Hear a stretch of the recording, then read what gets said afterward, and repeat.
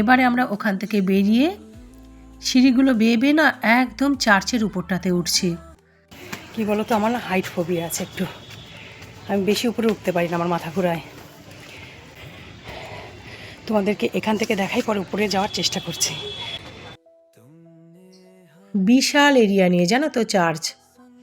ওই যে দেখছো না গাছ টাছগুলো, জঙ্গল জঙ্গল, ওগুলো জানো তো চার্চেরই এরিয়া, যেটা আমরা নিচে খানিকটা দেখেও এলাম।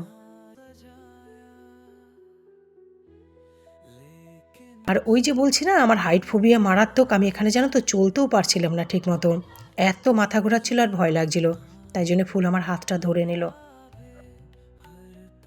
উপরে উঠে ভিডিওটুকু জানো তো ফুল করেছে, আর আমাকে দেখতেই পাচ্ছ ওই যে মোমবাতি লাগানোর যে স্ট্যান্ডটা আছে, আমি ওটা ধরে দাঁড়িয়ে আছি। আমি বন্ধুরা, আমাদের ব্যান্ডেল চার্চ দেখা এবারের মতো কমপ্লিট হলো।